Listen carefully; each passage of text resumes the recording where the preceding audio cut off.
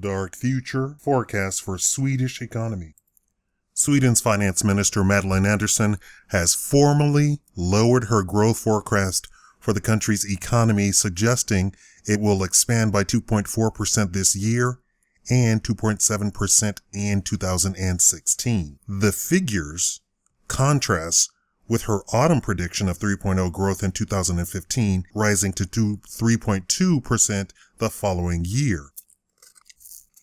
Speaking after the announcement, she told Swedish media that she was looking to implement new reforms designed to improve the situation, but added that it would be inappropriate for Sweden to follow other European countries and introduce tough austerity measures. The government has already announced that it plans to raise taxes, although this will most likely not be possible until November 2015 due to the complex December agreement that the Social Democrat Green coalition government struck with the center-right alliance parties after it failed to get its budget passed at the end of last year.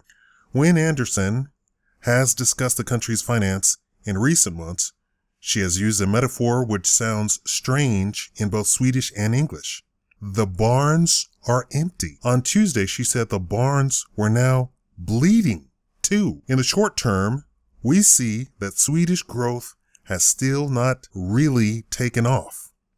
The slow recovery abroad is holding back growth in the Swedish economy, she added. Andersson also suggested that lower household spending than previously predicted, coupled with rising costs linked to sick leave and migration in Sweden, were putting a strain on the country's finances. While recently unemployment figures suggested that more Swedes are now in full-time work than a year ago, Andersson also said that she expected the country's jobless rate to be higher than previously predicted.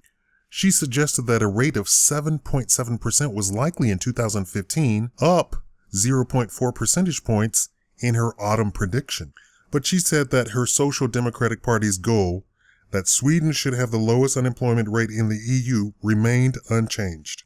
Quote, "We will not abandon the goal, but it is more challenging than before," she said. Earlier this month, Danske Bank, which is one of the largest financial enterprises in the Nordic region, argued that falling oil prices and deflation could affect Scandinavian economies, which had previously managed to weather the storm of the global banking crisis, including Sweden. Quote, "This does not mean that there are signs of economic crisis, but growth rates are heading towards the European average and downside risk have increased," said Steen Boesian, the lead economist who worked on the report.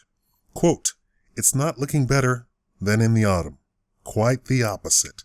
The money has run out," Magdalena Andersson said at a later press conference on Tuesday. Annika Winst, chief economist, another of the region's key banks, Nordea, added that the AFP news agency, the government now has a forecast that is much in line with ours. Now, I want to add as a final conclusion to this, that this dark forecast for Sweden for this year and the following year is in complete contrast to before, when they were saying that Sweden's economy was actually tailored to be successful. And that is not going along with the banks, that's going along with making the actual economy of the country successful. Something has had to have happened between that engineering of the economy and this dark forecast. Thank you for watching the Shikama Live Show.